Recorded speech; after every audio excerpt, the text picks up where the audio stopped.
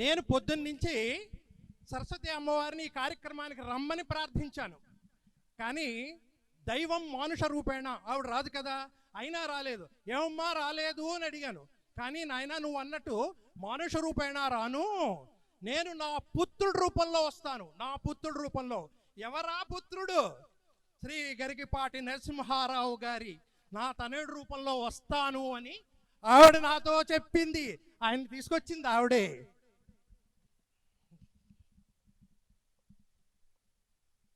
Sir గురువు గారు మీ ప్రవచనామృతాన్ని మాకు ప్రారంభించవలసిందిగా 2025 సంవత్సరం సెప్టెంబర్ నెల 24వ తేదీ హైదరాబాద్ గచ్చిబౌలి ప్రాంతంలోని అపర్ణ షెరీన్ నివాస భవన సముదాయంలో దేవీ నవరాత్రుల సందర్భంగా జరుగుతూ ఉన్న వ్యాస మహర్షి స్వయంగా రచించిన కాశీ విశ్వనాథాష్టకం మీద ప్రవచనానికి మీకందరికీ హృదయపూర్వకంగా స్వాగతం పలుకుతున్నాం. హరి ఓం. మాతృదేవోభవ. శివుడో మాధవుడో గణాధిపతియో. అమ్మ శివుడో మాధవుడో గణాధిపతియో శ్రీమత్పరాశక్తియో. ఎవరో ఎందరో దేవతల్ గలరు, వారి సృష్టి మూలంబనన్ వివరించన్ భవదీయ గర్భము. అమ్మ శివుడో మాధవుడో గణాధిపతియో శ్రీమత్పరాశక్తియో. ఎవరో ఎందరో దేవతల్ గలరు, వారి సృష్టి మూలంబనన్ వివరించన్ భవదీయ గర్భము. నిజంబే దానికంటెన్ గురుప్రవరుండెవ్వడు దైవమెవ్వడు. నిజంబే దానికంటెన్ గురుప్రవరుండెవ్వడు దైవమెవ్వడు. మదంబా సృష్టి మూలంబదే, మదంబా సృష్టి మూలంబదే. నిన్నగాక మొన్న మనం 9 రోజుల పాటు వినాయక నవరాత్రులు జరుపుకున్నాం. ఇప్పుడు నవరాత్రులు కాదు, దశరాత్రులు. ఈసారి 11 కూడా వచ్చాయి.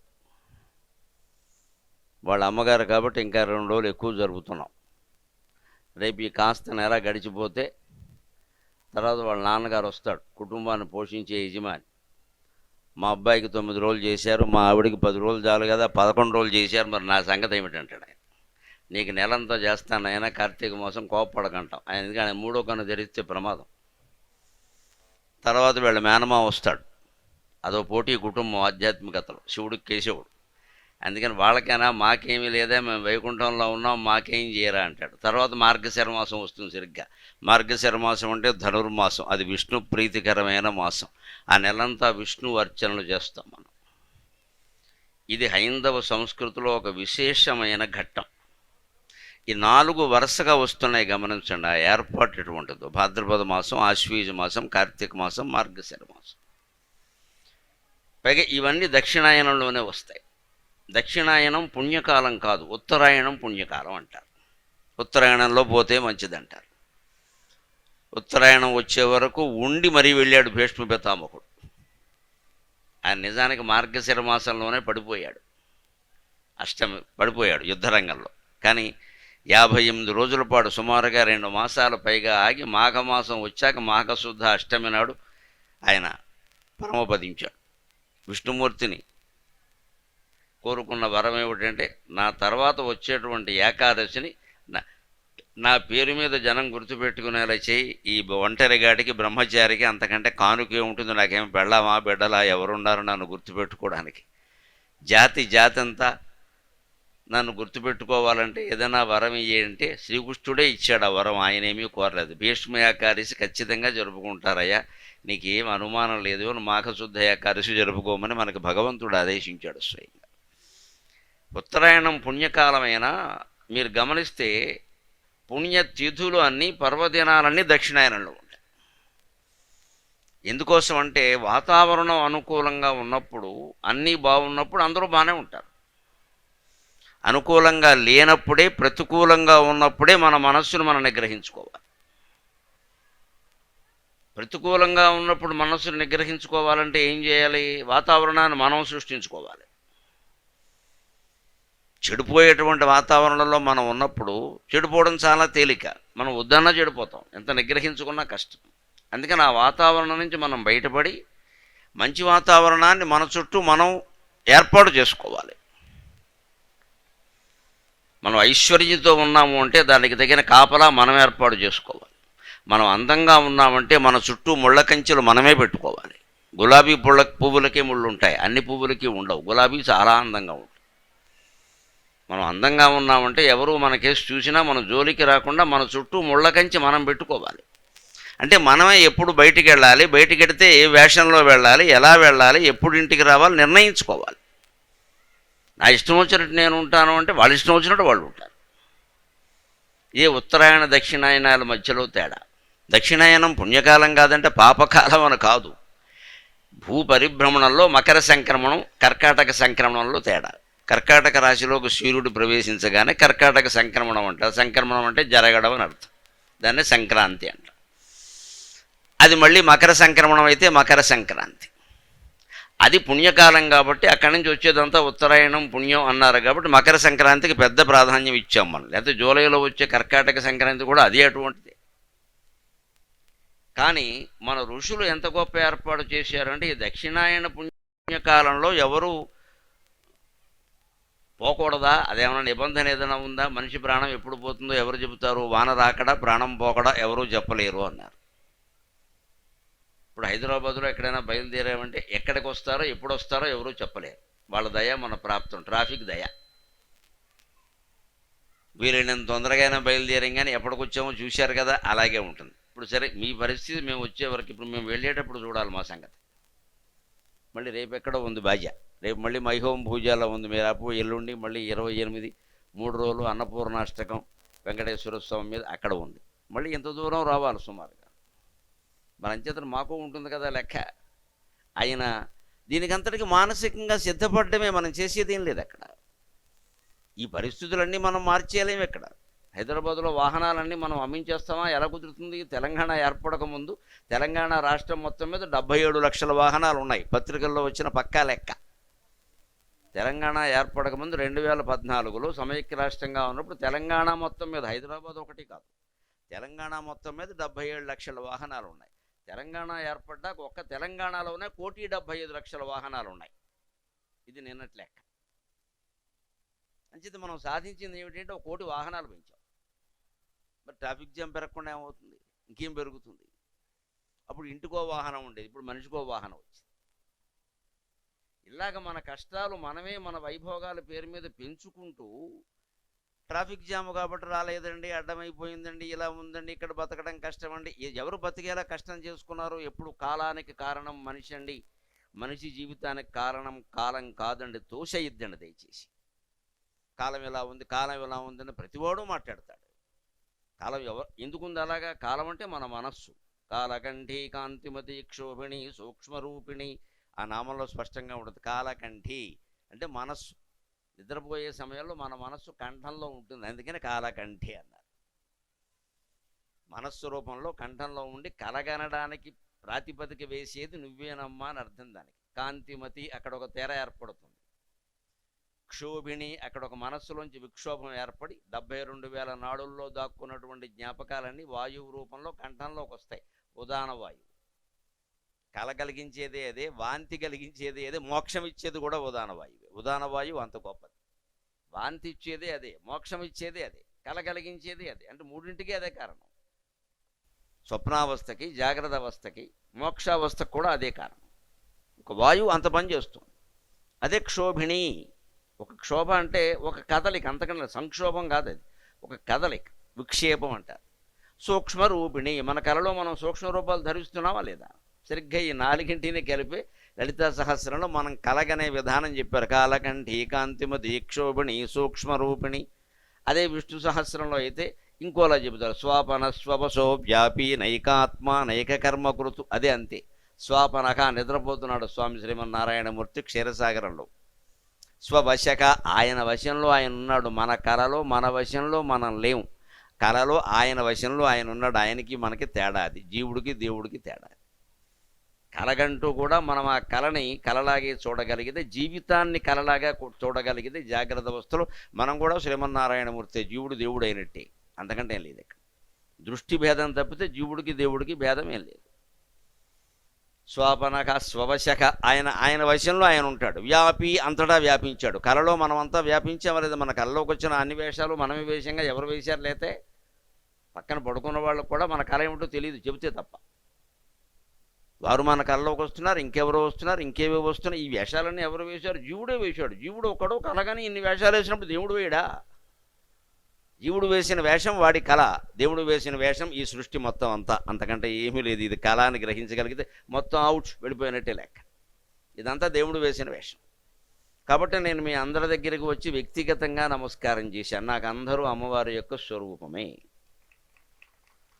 నేను ఇక్కడ ఏదో గొప్పవాడినని, నేను ఏదో జ్ఞానని చెప్పడానికి వచ్చానని, ఇంతమంది నా కోసం వచ్చారని ఈ పనికిమాలిన అహంకారం నాలో ప్రవేశించకుండా ఉండాలంటే, నేనే మీలో చెట్టు చివరి వ్యక్తి వరకు వచ్చి, బాబు నువ్వు రావడం నాదే అదృష్టం అని నీకు నమస్కారం చేస్తున్నా అంటే పోయింది. ఎందుకు చేయగలుగుతాం? ఒక్కటే అనే భావన ఉండడం వల్ల. నేను వేరే, నేనేదో చదువుకున్నా, ఎంఏ, ఎంఫిల్, పిహెచ్డి, ఇన్నేవో బిరుదులు ఉన్నాయి, ఇంకేవో ఉన్నాయంటే ఇందులో అందరికీ ఉండకపోవచ్చు. నాకంటే గొప్పవాళ్ళు ఉండొచ్చు, దానికేముంది? ఈ భేదాలు పెట్టుకున్నంతకాలం అహం ఉంటుందండి. అహం ఉన్నంతకాలం దుఃఖం ఉంటుంది. దుఃఖం ఉండకుండా ఉండాలంటే అహం మమ అనే రెండు పోవాలి. నేను నాది అనేది పోవాలి. అది పోవాలంటే అందరి దగ్గరికి మనమే వెళ్ళాలి. అప్పుడు అందరికీ ఒక సంతృప్తి ఉంటుంది. మనం దూరం నుంచి చూడలేకపోయాం, ఆయన మన దగ్గరికి వచ్చారుగా, అయిపోయాయి.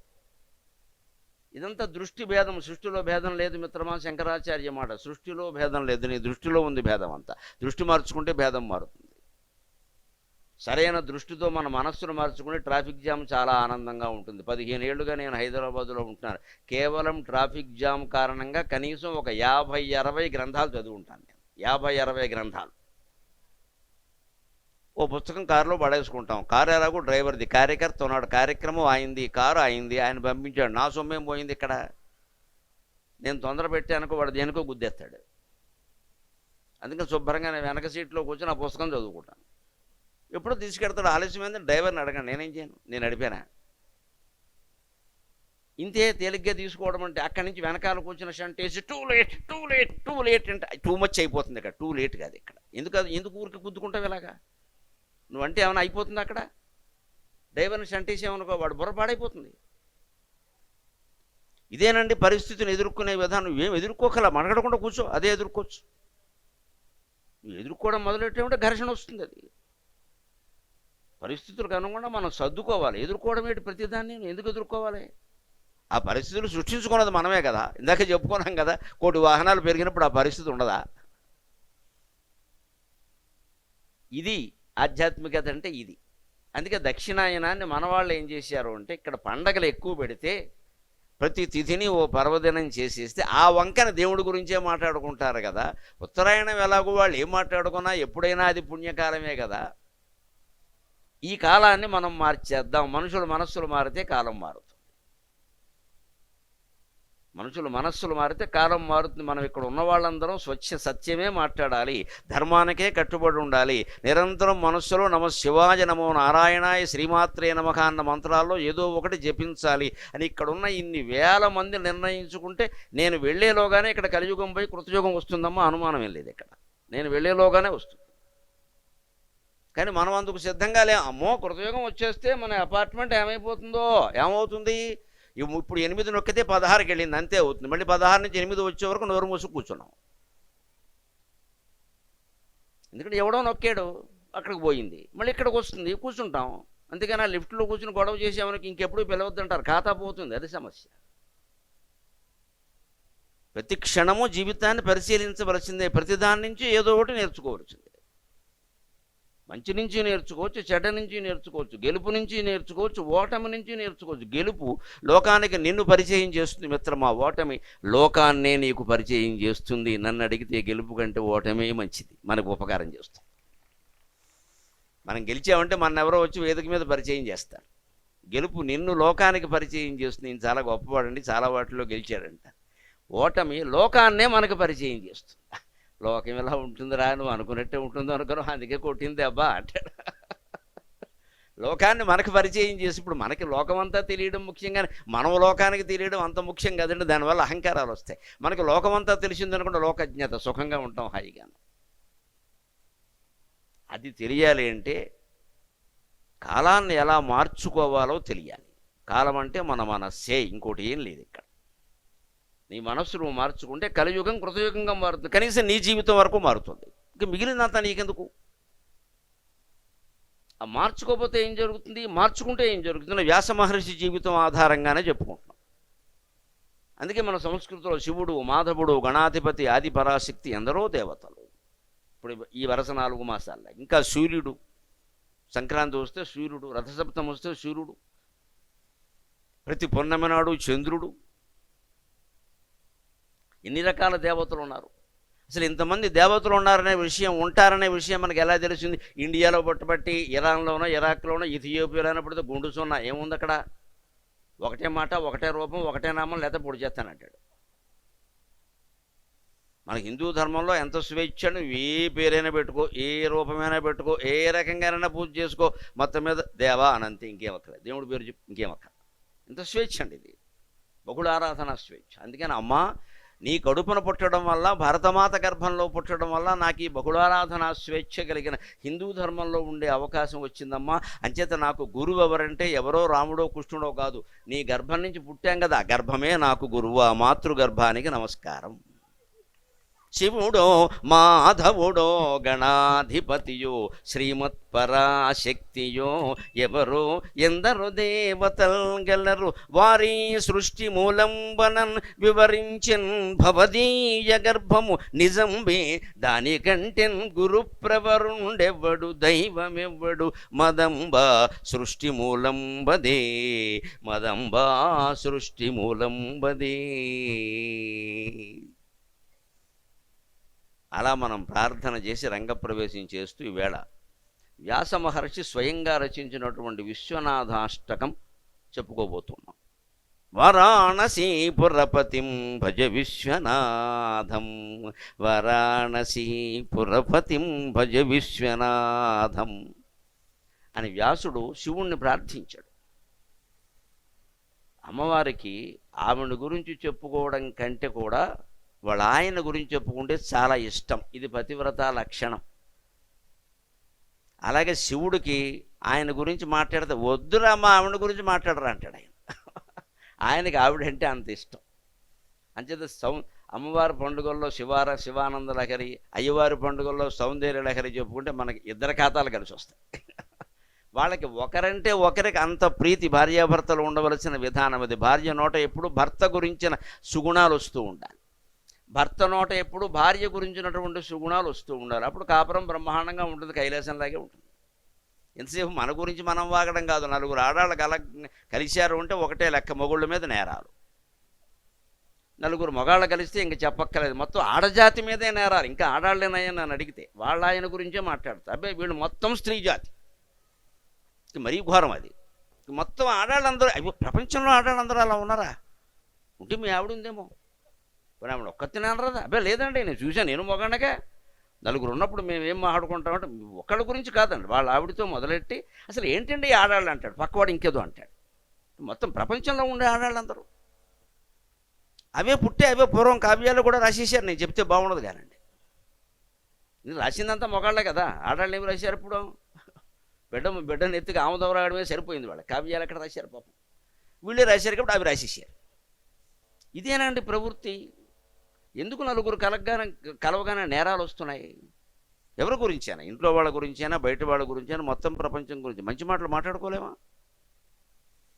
ఆ మంచిని పెంచడం మన చేతుల్లో ఉంది. కోపం వస్తుంది, అన్నిటికీ వస్తుంది, ప్రతి చిన్నదానికి వస్తుంది. వ్యాసుడికి చిన్న విషయమో పెద్ద విషయమో కాశీ నగరం మీద కోపం వచ్చింది. కాశీలో కొన్ని సంవత్సరాల పాటు ఉండి వ్యాసుడు కొన్ని వేల మంది శిష్యులకి పాఠం చెప్పాడు, వేద పాఠం చెప్పాడు. 10,000 మంది శిష్యులకు పాఠం చెబితే ఆయన కులపతి అంటారు. వ్యాసుడు అంతకంటే ఎక్కువ చెప్పాడు. వ్యాసుడు కులపతి, కశ్యపుడు కులపతి, వశిష్ఠుడు కులపతి. కులపతి అంటే అర్థం 10,000 మంది శిష్యులకి దాటి పాఠం చెప్పిన గురువు. అందుకే విశ్వవిద్యాలయానికి ఛాన్సలర్ని కులపతి అంటారు. విశ్వవిద్యాలయంలో కొన్ని వేల మంది విద్యార్థులు ఉంటారు కదా, అందుకని ఆయన కులపతి అంటారు. వైస్ ఛాన్సలర్ గారిని ఉపకులపతి అంటారు. పూర్వం గురుకులాల నుంచే వచ్చింది ఈ మాట, కులపతి అనేటువంటి మాట. వ్యాసుడు కులపతి. పైగా అప్పుడు విద్యార్థులు అప్పటికి లెక్క ఏమిటంటే ఎవ్వరికి సొంత ఇళ్ళు, హాస్టల్స్, పొద్దున్నే మధ్యాహ్నం భోజనం, పొద్దున్నేనేమో పూరి కుర్మ ఇవన్నీ ఉంటే చదువు రావండి. ఇప్పుడు రావట్లేదు. అందుకనే ఏమి ఇయ్యరు. 7 ఇళ్ళు భిక్షాటం చేసుకోవాలి ప్రతి విద్యార్థి. సుఖార్జన కుతో విద్య నాస్తి విద్యార్థిన సుఖం. నీకు సుఖం కావాలంటే చదువు మానాయి, నీకు చదువే కావాలంటే సుఖం వదిలేసుకో. అది పూర్వ విద్యా విధానం. అందుకే వ్యాసుడు లాంటి వాళ్ళు, వైశంపాయనుడు, జైమిని, పైలుడు ఇలాంటి వాళ్ళందరూ, సుమంతుడు ఇలాంటి వాళ్ళు తయారయ్యారు. వాళ్ళు భిక్షాటం వ్యాసుడు కూడా భిక్షాటనే. ఇంట్లో పోయి ఉండాలి. వాళ్ళ భార్య ఉంటే కదా, భార్య ఉన్నా పోయి ఉండదు. వ్యాసుడి కంటే భార్య లేదండి. అత్రి మహర్షికి భార్య ఉంది, అనసూయ. కశ్యప మహర్షికి 2 భార్యలు ఉన్నారు, దితి అది. ఎవరు ఇంట్లో గ్యాస్ పై కుదరదు ఇక్కడ. అడవులోకి వెళ్ళడం, దొరికిన పళ్ళు శిష్యులు పట్టుకొస్తారు, ఓపుకుంటే వీళ్ళు తెచ్చుకుంటారు, లేదా వాళ్ళు తెస్తారు. ఆ తెచ్చినవే గురువు శిష్యులు కలుపుకొని తినడం అంతే. ఇంట్లో పోయేయడానికి వీళ్ళు పోయేట్టారంటే ఆధార్ కార్డు, పాన్ కార్డు, 100 గొడవలు ఉంటాయి ఇక్కడ. ఆన్లైన్ షాపింగు అవన్నీ వచ్చాక మనకి షాపింగే సరిపోయింది. ఇంకా జీవితం ఎక్కడ? దీనికోసం సంపాదించింది ఎందుకంటే షాపింగ్ ఎందుకంటే సంపాదన ఉందిగా. అందుకని ఇవన్నీ పూర్వం ఉండేవి కాదు, వానప్రస్థంలాగే ఉండేవారు అందరూ. అంతే భార్యలు ఉన్నవాళ్ళు కూడా పొయ్యి పెట్టలేదు. వ్యాసుడికి అసలు అవకాశమే లేదు, ఆయన వేలాల్సింది. విచిత్రంగా ఎప్పుడూ కాశీనగరంలో అన్నానికి లోటు ఉండదు కదా. ఆ నగరానికి అధిదేవత ఎవరండి? వేద పురాణ శస్త్ర పదవీన దవీయసి అయిన పెద్ద ముత్తైదువా కాశికానగర హాటకపీఠపురాధివాస అయ్యాదిమశక్తి సంయమివరా ఇటురమ్మని పిలిచే. అయ్యాదిమశక్తి సంయమివరా ఇటురమ్మని పిలిచే. హస్త సంజ్ఞాధరలీల రత్నకటకాభరణంబులు గల్లు గల్లెనన్ అని అన్నపూర్ణాదేవి వ్యాసుడిని భోజనానికి పిలిస్తే ఆ చేతుకుండే గాజుల సవ్వడను వర్ణించాడు మహాకవి శ్రీనాథ కవి సార్వభౌముడు. ఆయనంత సూక్ష్మ దృష్టి కలిగినవాడు. ఒక ముత్తైదువ, ఒక బ్రహ్మచారిని, ఒక ఋషిని భోజనానికి పిలిస్తే ఆయన గమనించింది ఏంటంటే భోజనాలు పదార్థాలు తర్వాత అలా గాజులు చెప్పడం చూడండి కడుపు నిండిపోయింది అన్నాడు. రత్నకటకాభరణంబులు గల్లు గల్లెనన్ రత్నాల గాజులు వేసుకుంటుంటే అన్నపూర్ణాదేవి. అన్నపూర్ణే సదాపూర్ణే శంకర ప్రియవల్లభే జ్ఞాన వైరాగ్య సిద్ధ్యర్థం దేహిమే కృప దేహిమే అంట. భిక్షాం దేహి అంట. అన్నం తినేది ఎందుకోసం అంటే అన్నం నైవేద్యం పెట్టి తింటాం కదండి, అది ఆచారం కదా. అన్నం నైవేద్యం పెట్టి తింటాం. ఎందుకు నైవేద్యం పెట్టి తినడం? నైవేద్యం ఎంత పెడతాం? వండిన అన్నం అంతా పెట్టక్కర్లేదు, మహానైవేద్యం అంటారు, వండిందంతా పెడతారు అక్కడ. మామూలుగా రోజు అంత అక్కర్లేదు, కుంభాలు దారపోయక్కర్లేదు, అక్కడ ఏదో కొద్దిగా పెడతారు. నైవేద్యం ఎందుకు పెడుతున్నాం? నైవేద్యం పెట్టేప్పుడు ప్రాణ యస్వాక అపాన యస్వాక వ్యాన యస్వాక అంటున్నాం. మళ్ళీ మనం తినేటప్పుడు కూడా అంటున్నాం దండం పెట్టుకుని తింటున్నాం, దండం పెట్టుకుని తినాలి. లేదా గొడ్డు తిండేది. గొడ్లు తినడానికి మనుషులు తినడానికి తేడా ఉండాలి కదా. డైనింగ్ టేబుల్ దగ్గర కూర్చుని కుమ్మేయకూడదు, వేసింది అలాగా. కుమ్మేస్తే కుడితిగోలం అంటారు. అక్కడ కూర్చోవాలి, అందరు 9 కూర్చున్నారు, 9కి వడ్డించాలి. ఈ లోపు వేలేటి నాకేయకూడదు. ఇక్కడ పశువుల లక్షణం అది. ఏది వేస్తే అది నాకేస్తే చివరికి అది అయిపోతుంది అక్కడ ముందు, ఇంకా వడ్డించకుండా చేయకూడదు. నేర్పాలి, పెద్దవాళ్ళు చెప్పాలి పిల్లలకి. అందరికీ వడ్డించే వరకు ఆగాలి. అసలు ఆ వడ్డించే ముందు కంచంలో బొట్టు నెయ్యి వేయాలి, వేసాకే అన్నం పెట్టాలి. లేకపోతే తదినం భోజనంతో లెక్కది. ముందు నెయ్యి వేయాలి, తర్వాత అన్నం పెట్టాలి. దానికి ఒక శాస్త్రీయమైన విధానం ఉంది భోజనం చేయడానికి. ఇది బ్రాహ్మణులకు సంబంధించింది కాదు, అందరూ చేయొచ్చు. ఇది వాళ్ళు చేస్తారు ప్రధానంగా, అందరూ చేయొచ్చు, ఇబ్బంది ఏం లేదు అందులో.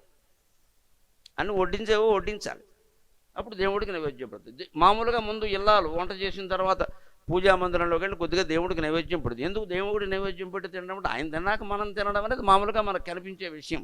అసలు బతుకంతా ఎందుకు తింటున్నాము అంటే దేవుడి గురించి తెలుసుకోవడానికే తినడం ఉద్దేశమే అది. అందుకే ఈ ఆహారం దేవుడికి నైవేద్యం, ఈ జీవితం కూడా దేవుడికి నైవేద్యం.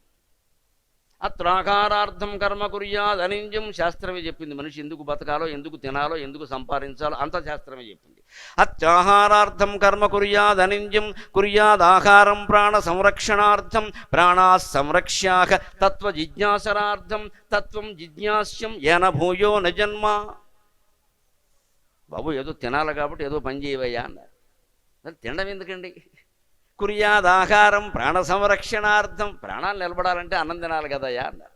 ప్రాణాలు నిలబడడం ఎందుకండి? అది ప్రశ్న. వెంటనే గురు శిష్యుల సమాధానాలు అలా ఉండి, ప్రాణాలు నిలబడడం ఎందుకండి?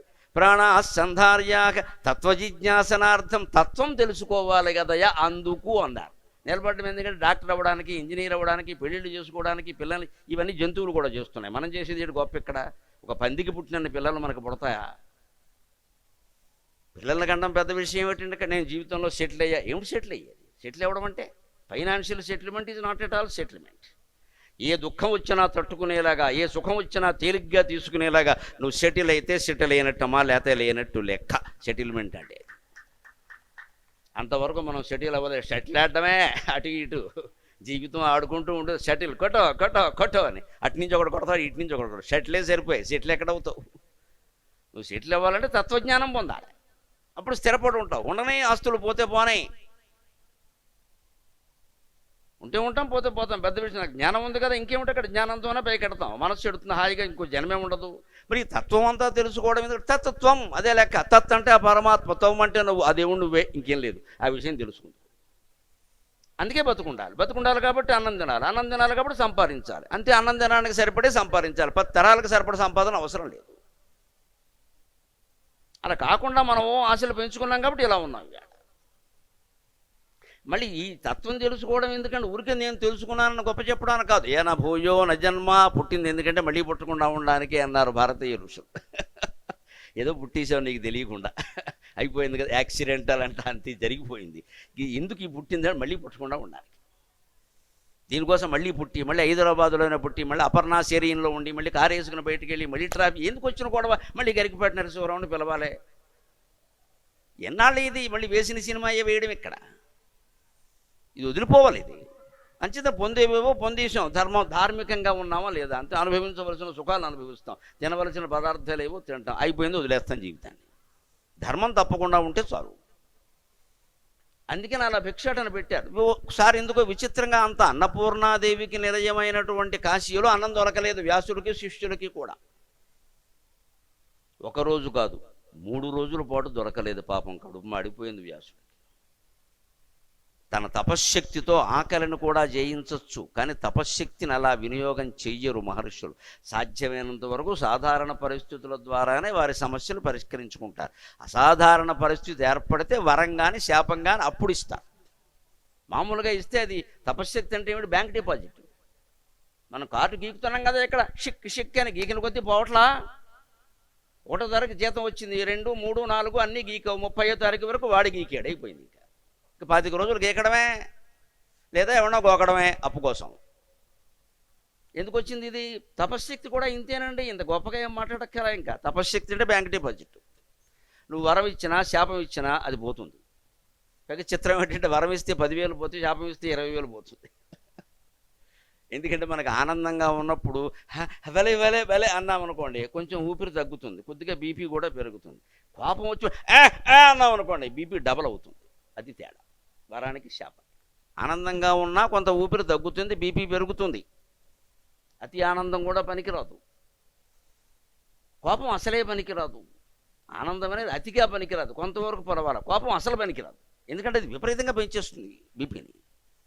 ఏం మాట్లాడతామో తెలియదు. ఏదైనా చేతిలో వస్తువు ఉంటే విసిరేస్తాం, ఆ వస్తువు పాడవడం కాదు, దేనికి తగిలిందో అది పాడవుతుంది. ఒకవేళ మనిషికే తగిలితే అది పెద్ద గొడవ, క్రిమినల్ కేసు అవుతుంది. ఇదంతా కోపం. అంచేత శాపం. వరానికి శాపానికి కూడా తపశ్శక్తి ఖర్చు అవుతుంది, శాపానికి ఎక్కువ అవుతుంది. అందుకని ఋషులు సాధారణంగా శాపం ఇయ్యరు. కానీ చూశాడు పాపం వ్యాసుడు అంతటి వాడు కూడా. ఆయన మనిషే కదా, పొట్ట వాళ్ళ అమ్మలేదు అన్నం పెట్టడానికి, ఎక్కడో అక్కడ తల్లి ఉంటే ఎక్కడో అక్కడ భిక్షాటం చేసి అయినా తెచ్చి పెడుతుంది. తల్లి లేనివాడు పాపం. భార్య అసలే లేదు, ఆయన పెళ్ళే చేసుకోలేదు, శిష్యులకు కూడా లేదు. పైగా శిష్యులు వస్తున్నారు, ఏమిటో వ్యాస మహర్షి ఎవరూ పెట్టలేదు ఈవేళ, మీ పేరు చెప్పినా పెట్టలేదు అన్నారు. ఆయనకి అక్కడ వచ్చింది ఈగో అంటారు దీన్ని ఇంగ్లీష్లో.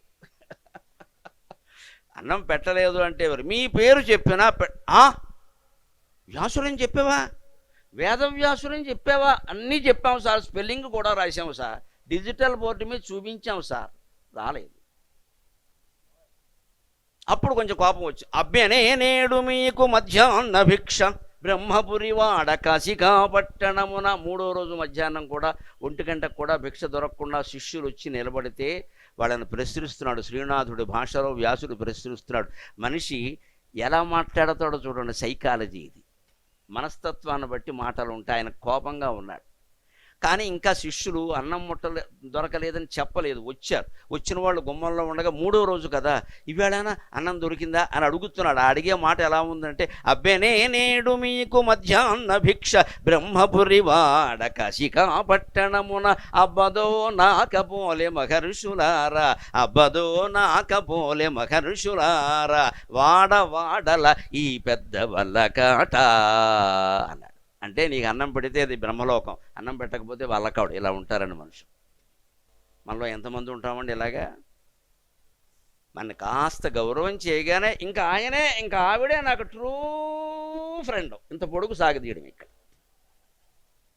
అదే గౌరవం మళ్ళీ నవరాత్రుల్లో ఒకరోజు జరిగింది ఏదైనా 3వ రోజు తేడా వస్తే ఏదో చేస్తారు. అసలు వాళ్ళ క్యాస్ట్ అంతా అంతే, క్యాస్ట్ కేకంగా.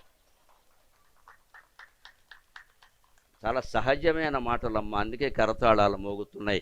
గమనించుకుందాం, మన మనస్సుల్ని మనం గమనించుకుందాం. చిన్న విషయానికి పొంగిపోతే తర్వాత చిన్న విషయానికే కురింగిపోతామండి. ఒక చిన్న మర్యాదకి అంత పొంగిపోయి ట్రూ అని మూతి సాగదీయక్కర్లేదు ఇక్కడ. He or she is not at all true friend. నీకు శత్రువైనా నీకు మిత్రుడైనా నిజంగా జీవితాంతం నీకు మిత్రుడు నువ్వే, జీవితాంతం నీకు శత్రువు నువ్వే. నిన్ను మించిన వాళ్ళు నీకెవరు ఉన్నారు? ఆత్మైవ ఖ్యాత్మనో బంధుకు ఆత్మైవ రిపురాత్మనక. భగవద్గీతలో పరమాత్మ చెప్పిన మాట. నీకు నిజమైన బంధువు నువ్వే, నీకు నిజమైన శత్రువు నువ్వేనయ్యా, ఎవరూ ఉండరయ్యా అన్నాడు. మనం మిత్రులు అనుకునేవాళ్ళు శత్రువులు అనుకునేవాళ్ళు కూడా రెండూ తప్పుడు నిర్ణయాలే. నీకేదో అనుకూలంగా జరిగితే మైత్రి అంటున్నావు, కాస్త అది వ్యతిరేకమయ్యేసరికి శత్రుత్వం అంటున్నావు. ఎందుకైందో కనుక్కున్నావా? కనీసం ఆ వ్యతిరేకత కనుక్కోరు, ఓపిక లేదు. పోనీ మైత్రి కూడా అంతే. ఎందుకు అంత స్నేహం అంటే, నేను వాళ్ళ ఇంటికి వెళ్ళినప్పుడు ఇంటికి వెళితే ఏమిటి ఇక్కడ ఏదో చేసేసారు, అయిపోయింది అంతే. చేస్తారు, నమస్కారం, వదిలేయాలి. అలాగే అపకారం కూడా ఏదో చేస్తారు, నమస్కారం, వదిలేయాలి. అది చిన్నదే. ఆ చిన్నదానికి అంత పెట్టుకోక్కర్లేదు. ఇప్పుడు వ్యాసుడు పెట్టేసుకున్నాడు ఇక్కడ. వ్యాసుడు అంతటి వాడు ఏమంటున్నాడంటే, 18 పురాణాలు రాసిన వాడు, వేదాలని విభాగం చేసిన వాడు, 1700 శ్లోకాల మహాభారతం రచించిన వాడు, 14,093 శ్లోకాలతో భాగవతం రచించిన మహర్షి 3 రోజులు అన్నం దొరక్కపోయేసరికి ఎలా మాట్లాడుతున్నాడు? ముందు దొరికిందా అని ఒక రకంగా మాట్లాడాడు, దొరకలేదు అని వాళ్ళ మొహాలు చెప్తున్నాయి. ఫేస్ ఫీలింగ్స్ ఉంటాయి కదా,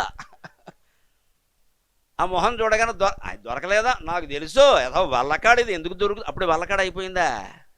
2వ పాదంలోనేమో బ్రహ్మలోకమా, 4వ పాదంలో వల్లకాడ. ఇంత విచిత్రంగా ఉంటుందండి మనిషి మనస్సు. ఆయన వ్యాసుడు కాబట్టి, పురుషుడు కాబట్టి, స్త్రీ అలా అనద్దమ్మా, అందరూ అంతే. ఆ సందర్భంలో ఆ పాత్ర వ్యాసుడు అంతే, ఎవరైనా అంతే, మనమైనా అంతే. పని జరిగితే ఒకలా మాట్లాడతాం, జరగకపోతే ఇంకోలా మాట్లాడతాం. కానీ జరగకపోవడానికి కొన్ని కారణాలు ఉంటాయి, కనుక్కోవాలి కదా, అవి పరిష్కరించుకోవాలి కదా. అలాగే పని జరగడం విషయాన్ని కూడా ఈ వ్యక్తి గొప్పతనమే కాదు, వెనకాల సహకరించిన వాళ్ళు చాలామంది ఉంటారు, అది కూడా తెలుసుకోవాలి, వాళ్ళనే అభినందించాలి. మొత్తం కీర్తి అంతా ఒకళ్ళకి అంటకట్టకూడదు. అప్పుడు ఏమవుతుంది? ఆ కీర్తిమంతుల మీద అసూయ బయలుదేరుతుంది. ఇక్కడ రోజు వేదిక మీద ఒకళ్ళే కనపడ్డారనుకోండి, ఏమనిపిస్తుంది? ఇంత ఆయననా అత్తమానం నేను ఉండకూడదా అని మాట్లాడతారు ఇక్కడ. ఇక అది పురుషులు ఆడాళ్ళు అయితే ఆవిడ ఆడాళ్ళు కాబట్టి ఆవిడ పురుషులు కాబట్టి అంటారు, లేకపోతే క్యాస్ట్ వెతుకుతారు. క్యాస్ట్ కూడా ఒకటైతే శాఖలు వెతుకుతారు. ఒకటి ఉన్నాయిగా మన ప్రాణానికి, వైదికుల నియోగుల అంటూ శాఖలు వెతుకుతారు. శాఖ కూడా ఒకటే అయింది అనుకోండి, ఆంధ్ర తెలంగాణ వెతుకుతారు. తెలంగాణ కూడా ఒకటే అయింది అనుకోండి, ఆదిలాబాద్ వరంగల్లా వెతుకుతారు. ఏదైనా వెతుకుతారు. మొత్తం మీద ఎందుకు వస్తుంది ఇదంతా? మనస్సులో ద్వేషం. అది లేకపోతే ఏమీ లేదు. సమస్త భూమండలం కాదమ్మా, అతల వితల సుతల మహాతల రసాతల తలాతల పాతాలాది అధోలోకాలు, భూలోక భువర్లోక సువర్లోక మహాలోక జనలోక తపోలోక సత్యలోకాది ఊర్ధ్వలోకాలు 14 లోకాలు కలిపితే ఒక్కటే. ఇందులో ఎక్కడ భేదం చూపించాల్సింది ఏం లేదు. ఇక్కడ మనం ఈ చిన్న దాంట్లోనే బోళ్ళు భేదాలు చూపిస్తున్నాం, లోపల అహంకారణంగా. అందుకని ఆయన అనేశాడు, ఏమిటి అభ్యనం మీకు మధ్యాహ్న భిక్ష ఏమైనా అభ్యుందా? అబ్బుతుందిలే, ఇది బ్రహ్మలోకం, ఎందుకు అబ్బదు అన్నాడు. కానీ అన్నారు వాళ్ళు, అబ్బలేదు అన్నారు. వెంటనే మాట మార్చేసాడు. అబ్బదో నాకపోలే మహర్షులార, నేను వెళ్ళొచ్చాను, ఇంకా బాగుండదని ఊరుకున్నాను, ఇవాళ ఉపవాసం ఉందామని. దొరకలేదు కాబట్టి ఉపవాసం అనమాట. చేతకాక క్షమించడం అంటారే, క్షమించవచ్చు, చేతకాక క్షమించవద్దు. సంపూర్ణమైన సమర్థత ఉండి సహనంతో క్షమించాలి. అది క్షమాగుణం అంటే. చేత కాదు కాబట్టి క్షమించద్దు. మనకు అపకారం చేశాడు, గట్టిగా అపకారం చేయాలి, మళ్ళీ ఎవరికి అపకారం చేయకుండా. అపకారకు ఉపకారం ఏంటంటే అర్థం లేనమాట, కలియుగంలో అసలు కుదరదు. వాచిపెట్టి కొట్టాలి, మళ్ళీ లేవద్దు. ఇంకా కొట్టలేమనుకోండి, సంపూర్ణమైన వైరాగ్యంతో దాన్ని వదిలేయాలి. అందుకని వదలకుండా ఒక 5-6 ఏళ్ల పాటు దాంతోనే పీకి పిండిట్టేసుకుని ఇంట్లో కూర్చుని ఇలా ఇలా చేతులు నలిపేసుకుని, ఎప్పుడో 10 ఏళ్లకి వాడు కొడుక్కి రోడ్డు మీద ప్రమాదం జరిగితే 10 ఏళ్ల క్రితం నాకు జరిగినందుకే ఇప్పుడు ఇలా జరిగింది, దీన్నే చేతకాంతనం అంటారు. ఏదో డైలాగులకి ఇక్కడ నువ్వేమైనా చేసావా? అది అనంతరం జరిగితే ఏదో జరిగిందంటావు. సరిపెట్టుకోవడం ఇది చేతకాంతనం, ఇది క్షమాగుణం కాదు. నిజంగా నీకు క్షమాగుణం ఉంటే గొడవ పెట్టుకోవడం ఇష్టం లేకపోతే మనస్సులోనే క్షమించి పూర్తిగా వదిలేయి. ఆ విషయం వారికి చెప్పక్కల్లా, రెచ్చిపోతారు. చెప్పకూడదు, మనమే వదిలేయాలి. ఎవరికో బాకీ ఇచ్చాం, ఓ ₹1,00,000 ఇచ్చాం, తప్పనిసరి అయింది. పక్కిల్లో పైవాట ఏదో మనకు కావలసిన వాళ్ళు బంధువు ₹1,00,000 ఇచ్చాం. బంధువులకు ఇచ్చినప్పుడు ఏమనుకోవాలో తెలుసా? శ్రీరామార్పణం అనుకుని ఇచ్చేయాలి, ఇంక మళ్ళీ రావు. అంతే, అది వాళ్ళు ఆపదలో ఉన్నారు, ఇచ్చేసాం, మన బంధువులే కదా. కానీ వాళ్ళకి చెప్పకూడదు, ఒరే నువ్వు ఇవ్వకపోయినా పర్వాలేదురా అంటే, ఇవ్వకపోక ఇంకో 1,00,000 అడుగుతాడు. చెప్పకూడదు, ఇవ్వాలనే చెప్పాలి, టైం కూడా పెట్టాలి, ఎప్పుడు ఇస్తావని అడగాలి, నెలకి ఇవ్వకపోతే మళ్ళీ ఫోన్ చేయాలి. ఇవన్నీ చేస్తూనే మనసులో ఉండాల్సింది ఏంటంటే అవి రావు, నమశివాయ. అవి రావు అనే భావన వల్ల మనకు అనారోగ్యం రాకుండా ఉంటుంది. ఇది బెస్ట్, బ్రహ్మాండమైన ఉపాయం. చేస్తూనే ఉండాలి, డేటు మరి క్యాలెండర్లో రాసుకుని ఫోన్లు చేయాలి, వదలకూడదు. ఇంక ఎప్పుడో ఏడాది పాటు చేశాక ఎప్పటికీ రాదంటే వదిలేయి. అంతేగాని మొహమ్మద్ చెప్పేవనుక ఔదార్యం కోసం వాడు మనకు బాకీ ఇవ్వకపోగా ఇంకెవరికో చెప్తాడు, ఆయన ఊరికే అందరికీ పంచిపెడుతూ ఉంటాడు. వెళ్ళండి ఆయన చివరికి మనం చెప్పించుకోవాలి. ఇక్కడ ఆయనకి అసలు డబ్బు లక్ష్యం లేదంటాడు, పైగాను వాడేసుకుని డబ్బు లక్ష్యం లేదంటాడు. ఇవన్నీ పడ్డం ఎందుకు? అందుకని కాస్త లౌక్యంగా ఉండాలి. కలికాలంలో భార్యాభర్త కూర్చొని ఆలోచించుకుని ఇంకా రావు కదా అని వదిలేస్తే, మనం వదిలేసాం కూడా మనకి ఏ రోగము రాదు. ఇంకా మనసులో పెట్టుకున్నాం అనుకో, ఇంకక్కడి నుంచి అన్ని వాళ్ళ మీద ద్వేషాలు, కులాలు, మతాలు, గొడవలు, వాళ్ళు పూర్వం చేసినవి చేయనివి, అమావాస్య నాడు అట్టెట్టావా, పున్నమ నాడు బూరెట్టావా, సమస్తం వస్తాయి. ఎందుకు వచ్చిన గొడవ? అందుకే ఎప్పుడు వైరాగ్యం అంటే ఏం లేదండి, వైరాగ్యం చాలా చురుకైనటువంటి ప్రవృత్తి అని వైరాగ్యం అంటారు. చేత కాకుండా కాళ్ళు జాపు కూర్చోవడం వైరాగ్యం కాదండి. మీకు ఎవరైనా అలా అనుకుంటున్నారేమో, చాలా పొరపాటు మాట.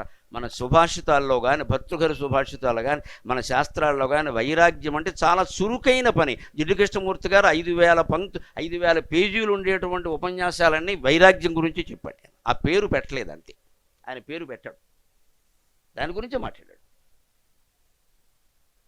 వైరాగ్యం అంటే చేత కాకుండా వదిలేయడం కాదు. ఇక్కడ లోపల పైకి గంభీరమైన ప్రవృత్తి, లోపల తీవ్రమైన నివృత్తి, అది వైరాగ్యం. పైకి అన్నీ కావాలని మాట్లాడుతూ హాయిగా ఏం చేయాలో అవన్నీ చేస్తూనే ఉండాలి. వ్యవహారం నడవాలి కదా. లోక సంగ్రహమేవాపి సంపశ్యన్ కర్తుం అర్హసి అని భగవంతుడు చెప్పినట్టు. ఆయనకు వైరాగ్యం ఉంటే 16,000 కాపురాలు చేస్తాడంటే శుభ్రంగా చేశాడు. ఎక్కడ ఆయనకి ఏమి ఇబ్బంది ఎదురవ్వాల. నారదుడు అడిగాడు కూడా, చచ్చిపోతున్నారు, ఒక్క సంసారం చేయలేక మానవులు, నువ్వెలా చేస్తున్నావు? నేను చేస్తే కదా వాళ్ళే చేసుకుంటున్నారు అన్నాడు. అది లెక్క. కృష్ణ పరమాత్మ అంటే ఇది కృష్ణో యోగి సుఖస్త్యాగి అంటారు. అందుకని కృష్ణుడు అంటే యోగి, సుఖుడు అంటే సన్యాసి. యోగి అయిన వాడు ఎన్నైనా చేస్తాడు, వాడికి ఏం సంబంధం లేదు దాంతో. యోగి అయిన వాడు ఎలా ఉంటాడంటే మనం ఉండొచ్చు, అదేం అతీతం కాదు. ఇది కృష్ణుడు ఉన్నాడు, అందరూ ఉన్నారు, మనం ఉండొచ్చు. ఎలాగో తెలుసా ఉండడం అంటే లౌకిక వ్యవహారాల్లో అంటి ముట్టనట్టుగా ఉండాలి, భగవంతునితో మాత్రం అంటి పెట్టుకునే ఉండాలి. అది యోగి అంటే అర్థం. లౌకిక ప్రసక్తులు ఏమొచ్చినా బయటికి చెప్పవలసింది ఏదో చెబుతూ కర్తవ్యం ప్రకారం కోర్టులో సాక్ష్యం చెప్పినట్టుగా చెప్పేస్తూ లోపల మాత్రం జరగదు, వదిలే. అదే నివృత్తి. లోపల వదిలేయాలి, బయటకు వదిలేయకూడదు. వ్యవహారం నడవాలి కదా, వ్యవహారం నడవాలి కదా.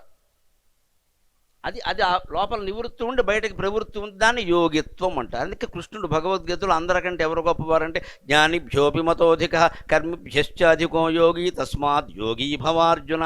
జ్ఞానుల కంటే, యోగుల కంటే, వేదాంతుల కంటే ఎవరు గొప్పవారంటే యోగులే గొప్పవారు. కర్మిష్ఠుల కంటే, జ్ఞానుల కంటే, అందరికంటే యోగి గొప్పవాడు అన్నాడు. యోగి అంటే అర్థమేంటి? జోగి కాదు, వికృత మాటలు మాట్లాడద్దు. దేంతో ఎంతవరకు సంబంధం ఉండాలో అంతవరకే ఉండి పక్కకు వచ్చేసేవాడు యోగి. లౌకిక వ్యవహారాల్లో అంటి ముట్టనట్టుగా ఉండు, తామరాకు మీద నీటి బొట్టులాగా. భగవంతుడిని మాత్రం అంటి పెట్టుకునే ఉండు, అది శాశ్వతం. ఇవేమి నిలవు. ఇక్కడ ఒక క్షణం ఊపిరాగింది అంటే ఎవరితోనూ మనకేం సంబంధం లేదండి. ఇక్కడ మరి ఎందుకోసం ఎంత తాపత్రయం? కానీ తాపత్రయపడితే ఎలా ఉంటుందంటే వ్యాసులంతటి వాడు కోపం వచ్చింది. దొరికే ఉంటుందిలే మీకు భిక్ష, ఇది బ్రహ్మలోకం కదా అన్నాడు. దొరకలేదు అని వాళ్ళు అనగానే వాళ్ళకాడు ఎందుకు దొరుకుతుంది అన్నాడు. నీకు దొరికితే బ్రహ్మలోకమా, దొరక్కపోతే వల్లకాడ. వ్యాసుడే అలా మాట్లాడంటే మనం ఒక గ్లాసుడు దోషుడు మనం మాట్లాడడం ఎక్కడ? మన జీవితాల్లో ఆ ప్రవృత్తిని సరి చేసుకోవాలి. నీకు పని జరిగితే ఒకలాగా, జరగకపోతే ఒకలాగా, నీకు లాభం వస్తే ఒకలాగా, అనుకున్న లాభం రాకపోతే ఒకలాగా మాట్లాడొద్దండి. అవతల వాళ్ళ కష్టాన్ని ఎప్పుడూ గుర్తించవలసింది. నీకు లాభం వచ్చినా రాకపోయినా, ఒరే సరే ఈసారి ఏదో అయిపోయింది కానీ నువ్వు బాగా కష్టపడ్డావురా మొత్తం మీద, అన్నిసార్లు అనుకున్నట్టు జరుగుతుందా, పోన్లే ఇంకోసారి ప్రయత్నిద్దాం అని కింద ఉద్యోగితో కానీ నౌకరుతో కానంటే యజమాని సహృదయానికి ఆయన సంతోషించి బాగా పనిచేస్తాడు. నీకేం చెప్పినా ఇంతే, నువ్వు ఎప్పుడైనా ఇంతే, అసలు నేను పెట్టుకోవడమే తప్పంటే ఉన్నవాడు కూడా చేయడం మానేస్తాడు, ఇంక 10 మంది చేయొద్దని చెబుతాడు. ఇది ప్రవృత్తి. ఆ కోపంలో ఆయన ఎంతవరకు వెళ్ళిపోయాడంటే కాశీనగరాన్ని శపించాడు. కోపం మిజిబీరదంటే అంతే చెప్పాం కదా. తపశ్శక్తి పోతుందని కూడా అనిపించలేదు మహర్షికి. పాపం పోతే పోయింది. నాకు నా శిష్యులకి భోజనాలు పెట్టకుండా చేస్తారా? కాశీలో ఏం డబ్బు ఉన్నవాళ్ళు లేరా? అంత తిండి లేకుండా ఉన్నారా? ఏం కుదరదు, వీళ్ళకి ఏమీ ఉండవు అని. పైగా ఒక తరం కాదు, 3 generations, 3 తరముల పాటు. ధనములు ఏకుండెదరు 3 తరములందు, విద్యును 3 తరములు వెడలుగాక, 3 తరములు చెడుగాక, మోక్షలక్ష్మి పంచజనులకు కాశికా పట్టణమునా అని శపించడమే కాదు, భిక్షాపాత్ర ఇలా నేలకేసుకుంటాడు. ఎదవ బతుకు నాది ఓ బతుకేనా, ఇంత ముష్టి కూడా దొరకట్లేదు అని పాత్ర పగలగొట్టాడు. రేపటి నుంచి అడుక్కోవడానికి కూడా గిన్నె లేదు. ఇప్పుడు రేపు ఎవరైనా ఇప్పుడు అన్నం పెడతానంటే గిన్నెది. ఇదే కోపంలో మనం చేసే పని. భిక్షాపాత్ర పగలగొట్టాడు. అంత కోపం వచ్చింది ఆయనకి. ఆ కోపంలో ఆయన ఏమంటున్నాడు పాపం, ఒళ్ళు తెలియలేదు. మొత్తం నగరాన్ని చెప్పి, ఈయనకి అన్నం పెట్టిన వాళ్ళు 7 ఏళ్ల వాళ్ళే. మొత్తం నగరాన్ని ఎలా చెప్పిస్తారండి? శిష్యులకు అన్నం పెట్టిన వాళ్ళు కలిపిన 1000 × 7 7,000. కాశీలో 7,000 కాదమ్మా, 7 లక్షల ఇళ్ళు ఉంటాయి. ఎలా చెప్పిస్తారు? మనం కూడా చేసే పొరపాటు ఇది. ఒకరు చేసిన తప్పు గురించి చూసినప్పుడు వారి గురించే మాట్లాడాలి. వారి కుటుంబం అంతా చెడ్డది, వారి కులం అంతా చెడ్డది, వారి ప్రాంతం అంతా చెడ్డది. ఈ దరిద్రపు మాట నోట రాకూడదమ్మా. తప్పది, చాలా తప్పది. ఇప్పుడు మంచి ఉంటే పెంచాలి. ఏదైనా మంచి జరిగితే వాళ్ళ కుటుంబంలో అందరూ అలాంటి వాళ్ళు, వాళ్ళ అమ్మా నాన్న నుంచి వచ్చింది ఆ సంస్కారం అంటే వాళ్ళు ఆనందిస్తారు. వాళ్ళ కులం అంతా అలాంటిది అంటే కులం వాళ్ళందరూ ఆనందిస్తారు. ఆ ప్రాంతం అంతా అలాంటిది అంటే ప్రాంతం అంతా ఆనందిస్తారు, మనకు సహకరిస్తారు. మన దరిద్ర బుద్ధి ఎలా ఉంటుందంటే మంచి జరిగితే అది వాళ్ళు ఎవరూ చేయరు, అసలు వాడు ఒక్కడే చేశాడని వాడిని పెట్టడం. చెడు జరిగితే మాత్రం మొత్తం వ్యాప్తి చేయడం. సరిగ్గా గురజాడ వారు చెప్పిన దానికి వ్యతిరేకం. మంచి అన్నది పెంచుమన్నా అన్నాడు, మనం చెడు పెంచుతున్నాడు. మంచిని పెంచాలి, చెడును తగ్గించాలి. వ్యాసుడు చెడును పెంచాడు, అందుకే జరుగుతుంది. తప్పదు, ఎవరికైనా తప్పదు.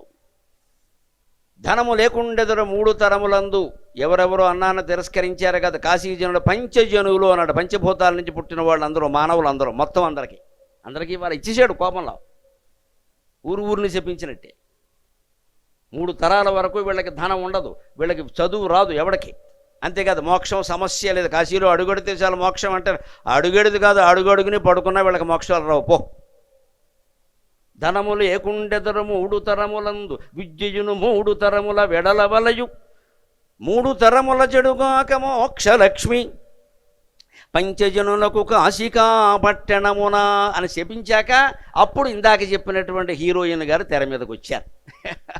కాళ్ళకి మంజీరాలు పెట్టుకుని కళ్ళ గజ్జెలు గల్లు గల్లు అని మ్రోయ, గజ్జెలందెల కాళ్ళు గల్లు గల్లని మ్రోయ, కలహంస నడకల కలికి ఎక్కడికే సాంబ శివుని సన్నిధికే, గజ్జెలందెల కాళ్ళు గల్లు గల్లని మ్రోయ, కలహంస నడకల కలికి ఎక్కడికే సాంబ శివుని సన్నిధికే.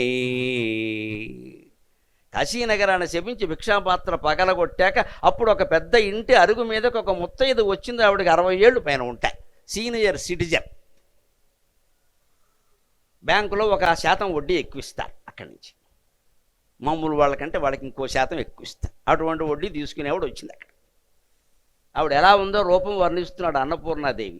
మానుష్య రూపంలో దైవం మానుష రూపేణ, మనిషి రూపంలో వచ్చింది ఆవిడ ఒక మామూలు ముత్తైదువులాగా. వేద పురాణ శాస్త్ర పదవి ఇనదవీయసి అయిన పెద్ద ముత్తైదువ కాశికానగర కాఠక పీఠపురాధివాస, కాశికానగర కాఠక పీఠపురాధివాస అయ్యాదిమ శక్తి సంయమివరా ఇటురమ్మని పిలిచే హస్త సంజ్ఞాధరలీల రత్నకటకాభరణంబులు గల్లు గల్లనన్.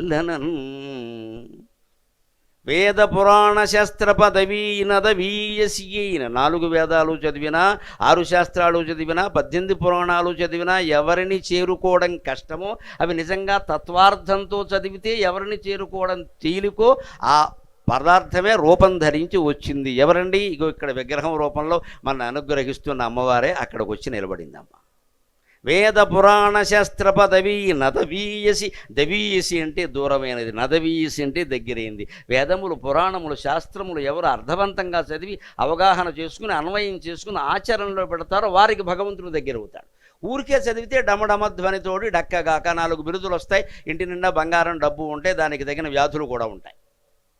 ఊరికే చదివితే ఉపయోగం లేదు. వేదమైనా, శాస్త్రమైనా, ఎంటెక్ అయినా, బీటెక్ అయినా. బీటెక్లు చదివిన వాళ్ళు ఆత్మహత్యలు చేసుకుంటారు. బీటెక్ అంటే ఏమిటో నాకు అర్థం కావట్లేదు. బీటెక్లో ఎక్కడ ఇది చెప్పరా? చెప్పనప్పుడు ఆ బీటెక్ దేనికి పని లేక. ఇంతకంటే ఇంట్లో కూర్చుని పిండి రూపుకుంటే అమ్మమ్మ చెప్పేవారు చావకుండా బతకడం ఎలాగో. వాళ్ళు అలాగే బతికారు పాపం. బోళ్ళు బాధలు పడి కూడా చావకుండా బతికారు వాళ్ళు. వాళ్ళు చెప్పేవారు గుండె ధైర్యం. ఈ చదువులో గుండె ధైర్యం లేదు, అన్నీ ఉన్నాయి. కానీ కనీసం ఒక 6 నెలలు ఉద్యోగం పోతే ఏం చేయాలో తెలియదు. ఇక్కడ గోకేసుకుంటూ ఉంటాడు, ఇక్కడ కూర్చుని ఇక్కడ చచ్చిపోతూ ఉంటాడు. ఇక్కడ పోతే ఏమైంది? నీకు ఇష్టమైన కావ్యం చదువుకో, నీకు ఇష్టమైన సినిమాలు చూడు, నీకు ఇష్టమైన పనులు చేసుకో. ఇదివరకు ఉద్యోగం బాగా ఉండి ఒత్తిడి ఉన్నప్పుడు ఏ పనులు చేయలేకపోయానని బాధపడ్డావో అవన్నీ చెయ్యి. 6 నెలల్లో ఇంతకు మించిన ఉద్యోగం వస్తుంది, పెద్ద విషయమా ఇది? ఈ ధైర్యం ఉండట్లేదండి వేళ. అంటే మరి చదువులు ఎందుకు పని లేక? ఇది కాదు వేదమేనా అంతే అని చెప్పారు పూర్వం. నువ్వు వేదం చదువు, శాస్త్రం చదివినా అన్వయం చేసుకోలేదు, నీకు అవగాహన కాలేదు, దాన్ని ఏమో నువ్వు ఆచరణలో పెట్టలేదు. దేనికి చదువుకోవడం? ఊరికే పూర్వం నుంచి వస్తున్న సంప్రదాయ విద్యను కాపాడాము అని తప్పితే అది మన కాపాడలేదు. అందుకని వేద పురాణ శాస్త్రాలన్నీ చదివితే చివరికి చేరుకోవలసిన పదం ఏదో ఆ అమ్మవారే అలా వచ్చింది అన్నాడు. ఎక్కడుంది? లలితా సహస్రంలో ఇది. శృతి సీమంత సింధూరీకృత పాదాబ్జధూళిక సకలాగమ సందోహ సుక్తి సంపుట మౌక్తిక. ఈ 2 నామాల్లో వేదశాస్త్రాలన్నీ చదివితే జరిగేది ఏమిటంటే చివరికి పొందవలసిన లక్ష్యం ఏమిటంటే వేదమాత ఒక స్త్రీ అయితే ఆవిడ నుదుటి మీద సింధూరంలో ఉండేటువంటి ఎర్రటి కెంపుల ధూళి ఉంది, అదేమిటంటే అమ్మవారి పాదధూళి అన్నారు. అంటే వేదమాత శిరస్సు మీద పాదాలు పెట్టగలిగిన స్థితిలో ఉంటుంది మన అమ్మవారు. ఆవిడని ఆరాధిస్తున్నామమ్మా ఈసారి అదృష్టం కొద్దీ 11 రోజుల పాటు. సామాన్యురాలు ఆవిడ. అంతిమ లక్ష్యం భగవంతుడు ఈ చదువులన్నిటికీ. కాశికానగర కాటక పీఠపురాధివాస. కాశికానగరంలో బంగారపీఠం మీద కూర్చుని ఉంటుంది. అన్నపూర్ణే సదాపూర్ణే శంకర ప్రియవల్లభే. ఆ ఆదిమ శక్తి ఆవిడ. చూడండి శ్రీనాథుడి యొక్క లౌక్యం. ఆవిడ పిలిచిందట ఋషిని, వ్యాసుని. ఏమని పిలిచింది? పేరెట్టి పిలవాలి కదా. సంయమివరా, ఇంద్రియ నిగ్రహం బాగా ఉన్నవో మహర్షి ఇలా రా అందరు. ఆయన ఒకసారి వెనక్కి చూశాడు, ఇంకెవరినైనా పిలుస్తుందేమో. ఇదే ఒకని తిట్టే విధానం అంటే. ఇంద్రియ నిగ్రహం బాగా ఉంటే శాపం ఎందుకు ఇస్తాడండి? నన్నయ్య గారు భారతంలో శకుంతల దుష్యంతుడు ఏమవుతుండో సూనృతవ్రత ఉంటుంది. నీకు అబద్ధం ఆడడం తెలియదు అంటే వాడు అబద్ధమే ఆడాడు. అబద్ధం ఆడబట్టి ఆవిడ బతుకు అక్కడ నిలబడింది. అటువంటి వ్యక్తిని సంబోధిస్తూ శకుంతల ఏమంటుందంటే నృతజలపూరితంబులకు నూతులు నూరుటి కంటే సూనృతవ్రత ఒక బావి మేలు.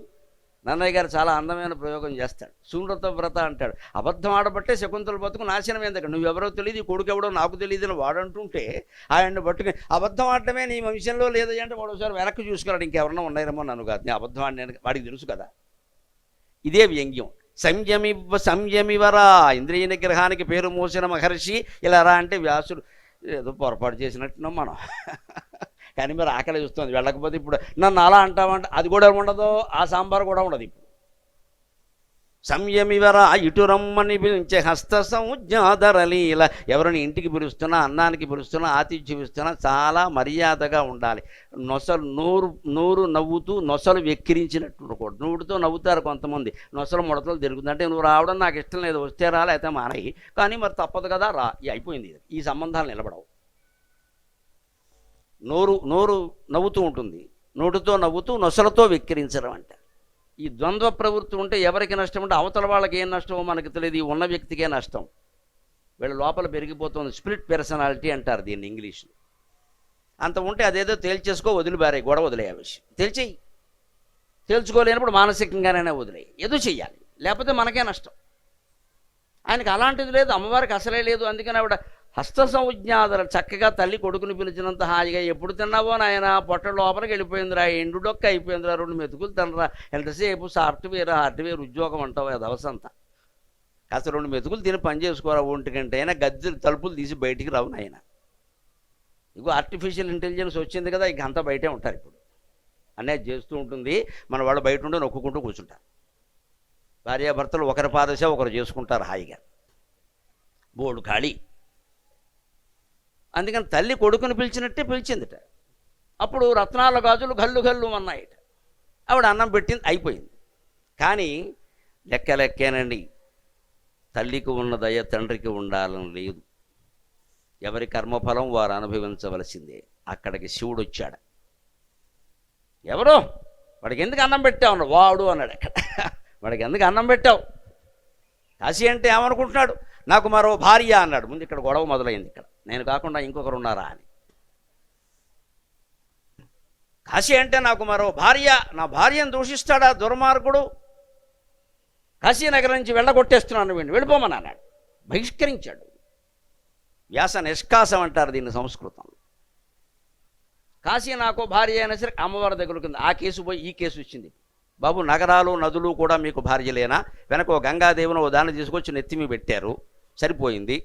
నా కాపురం మునిగింది, అది నీరు కదా అందుకని మునిగింది. ఇప్పుడు దీని నగరాన్ని కూడా తెచ్చి నెత్తిమి పెట్టుకుంటారు. రియల్ ఎస్టేట్ వ్యాపారం కూడా మొదలెట్టారు. ఇక్కడ ఒక 100 అంతస్తులు 16 లిఫ్ట్లు అని. నేను ఏమైపోవాలి ఇక్కడ అని అంటే, అప్పుడు ఈ కథ అంతా వ్యాసుడు తర్వాత దక్షిణ భారతానికి వచ్చి ద్రాక్షారామంలో ఉండి అగస్త్యుడికి చెబితే అగస్త్యుడు అడుగుతాడు, నాకు ఆశ్చర్యంగా ఉందయ్యా, అయ్యవారు కోపించడం ఏమిటి, అమ్మవారు అన్నం పెట్టడం ఏమిటి అన్నాడు ఆయన. భార్యాభర్తలు అంటే ఒకటే కదా, ఆయన కోపిస్తే ఈవిడ అన్నం పెట్టడం ఏమిటంటే స్త్రీ ప్రవృత్తి అని చెప్పలేదండి. చాలా గొప్పగా చెబుతాడు కారణం అక్కడ. కాశీ శివునకు అర్ధాంగిగాన దానేను దానిపై కోపించి క్రోధపాత్రంబనైతి, కాశీ గౌరికి సవతియముగాన నేను దానిపై నల్గి ప్రేమ పాత్రంబనైతి అని వ్యంగ్యంగా చెప్పాడు. శ్రీనాథుడు అంటే అదమ్మా తెలుగు కవుల్లో ఆయన మించిన వాడు ఉండండి. మహాభోగ పురుషుడు, మహాకవి, సార్వభౌముడు. ఆయన తింటే బంగారం పళ్ళెంలో అన్నం తినేవాడు, లేకపోతే అట్టాకులో తినేవాడు. అథవా స్టెయిన్లెస్ స్టీల్ పళ్ళేళ్ళు పెట్టద్దని చెప్పేవాడే. నువ్వు పెట్టగలిగితే బంగారం పళ్ళెంలో పెట్టు, నా హోదా అది, లేకపోతే అరిటాకులో పెట్టు, శుభ్రంగా తింటాను. అందుకని మధ్య రకం పళ్ళేళ్ళు పెట్టక. ఆయన వైభవం అది. బతికితే అలాగే బతికాడు. అలా బతికినంతకాలం బతికాడు. అంతకంటే హీనంగా బతకవలసిన సందర్భంలో అరుగుచున్నాడు శ్రీనాథుడు అమరపురికి, దివిజ కవివరు గుండియల్ ఢిగ్గురనగా అరుగుచున్నాడు శ్రీనాథుడు అమరపురికి. అన్నానికి కూడా లేక, పన్ను గట్టలేక రాజభటులు బాధిస్తూ ఉంటే, రక్తం కారిపోతూ ఉంటే చచ్చిపోతూ చెప్పిన పద్యం అమ్మ మహాకవి శ్రీనాథ సార్వభౌముడు. నేను మామూలుగా పోవడం లేదు, పోతాను. రాజులు ఇలాంటి వాళ్ళు పోషించేవాళ్ళు లేరు. ఒడ్డి రాజులు తయారయ్యారు. వీళ్ళకి సాహిత్యం తెలియదు, సంగీతం తెలియదు, దున్నపోతుల జన్మ. వీళ్ళ రాజ్యంలో ఉండడం నాదే తప్పు. నేను వెళ్ళిపోతున్నాను పైకి. ఎలా పెడుతున్నానో తెలుసా? దివిజ కవివర్రు గుండియల్ దిగ్గురనగా. నేను ఎక్కడి నుంచి నేరుగా స్వర్గాన్ని దగ్గరికి వెడుతున్నా, స్వర్గంలోకి. అక్కడ స్వర్గంలోకి ఎవరు? బృహస్పతి. నేను రాగానే ఆయన పీఠం ఖాళీ చేయాల్సిందే, అది లెక్క అన్నాడు ఆయన. అక్కడ కూడా నాదే పెత్తనం. స్వర్గానికి వెళ్ళి ఆధిపత్యం చేయడం కోసం పెడుతున్నానన్న తప్ప దిక్కు లేక, మొక్కు లేక, తిండి లేక చచ్చిపోతున్నానని అనలేదమ్మా. తెలుగు వాళ్ళందరికీ ప్రతీక ధైర్యానికి, పౌరుషానికి శ్రీనాథ కవి సార్వభౌమం. బతికితే అలా బతకాలి. చచ్చిపోతూ కూడా పరమధైర్యంగా మాట్లాడాడు. టంగుటూరు ప్రకాశం పంతుల్లో మాట్లాడాడు. ప్రకాశం పంతులు లాంటి వాళ్ళకి అటువంటి వాడు స్ఫూర్తి. అందుకని ఎందుకు ఎడుతున్నానంటే, నేను ఇక్కడ గతి లేక వెళ్ళలేదు, అక్కడ పోస్ట్ ఖాళీ అయింది అందుకని పోతున్నాను. వాడు ఖాళీ చేయాలి. నేను వెళ్ళాక అక్కడ ఇంకో కవి ఉంటాడా, నన్ను మించిన వాడు ఎవడున్నాడు ఈ లోకంలో కాదు, ఏ లోకంలోనూ ఉండద్దు. అందుకని వాడికి గుండెపోటు రావాలి బృహస్పతికి నన్ను చూడగానే. అలా పెడుతున్నాను నేను. అరుగుచున్నాడు శ్రీనాథుడు అమరపురికి. ఆయన మార్గం ఆయన వేసేసుకున్నాడు. నేను ఎక్కడికో పెడతానని చెప్పాలి, స్వర్గానికి పెడతా, అనుమానమే లేదండి. ఇంత ఆత్మాభిమానంతో బతికిన వాడు రాసిన కావ్యం ఇది. అందుకే ఆయన భీమేశ్వర పురాణంలో ఇదే కథను మళ్ళీ రాస్తూ విచిత్రమైన కారణం చెబుతాడు. అగస్త్య మహర్షికి కథ అంతా చెబుతాడు వ్యాసుడు. అక్కడికి ఆయన దర్శిస్తే, అగస్త్యుడు దక్షిణానికి వెళ్ళిన తర్వాత వ్యాసుడు దర్శిస్తే, ఏమిటో కాశీ నుంచి విడిచి ఎందుకు వచ్చావయ్యా బాబు అంటే, నేను విడిచి వచ్చానయ్యా, ఏం చేద్దాం అని చెబుతూ, ఇక ఇలాగ అయ్యవారు కోపకిస్తే అమ్మవారు అన్నం పెట్టేవాడు. మరి అయ్యవారు ఆ సందర్భంగా ఓ మాట అన్నాడయ్యా, ఉపమాలంకారం వాడాడు, కాశీ నాకు భార్య అన్నాడు, నగరం అంటే సరిపోయేది, వాళ్ళ ఆవిడ కోపం వచ్చింది. అంచేత కాశీ మీద నేను భార్య కాబట్టి కోపగించి ఆయనకి క్రోధం కలిగించాను. కాశీ మరి ఆయనకు భార్య అయితే ఈవిడికి సవతి కదా, అందుకని సవతి మీద కోపపడడం వల్ల ఈవిడికి ఆనందమైంది, ఆవిడ శుభ్రంగా అన్నం పెట్టింది నాకు. అంటే ప్రతి దాంట్లోనూ రెండు పార్శ్వాలు ఉంటాయి. యువతరం గమనించండి. మీరు ఏది నష్టం అనుకుంటున్నారో అందులో లాభం కూడా ఉంటుంది, మీరు గమనించాలి. ఏం జరిగినా అంతా మన మంచికి. జీవితంలో దెబ్బతిన్నా, ఏ సంబంధాలు దెబ్బతిన్నా, ఉద్యోగం పోయినా, ఆదాయం తగ్గినా, ప్యాకేజీ తగ్గినా, పనిభారం పెరిగిన, ఏదైనా మన మంచికే. మనకి యజమాని పనిభారం పెంచేటుంటే మన మీద నమ్మకం పెరిగింది, గుడి చాకిరీ చేయిద్దాం, నువ్వు చేయగలవయ్యా, ఎవరు చేయలేరయ్యా అంటాడు. అది మనకు మంచిది కదా, కాస్త ఓపిక పడితే. అంచేతన అయ్యవారు కోపపడడం కూడా మంచిదే. ఎందుకని అమ్మవారు అన్నం పెట్టింది. అన్నం పెట్టింది ఎలాగో అమ్మే కదా, ఈయన ఎలాగో ఈయనేం పెడతాడు, ఈయనే భిక్షాపాత్రయే. అన్నం పెట్టి అమ్మ ముఖ్యం మనకి. శివుడు ఎందుకు?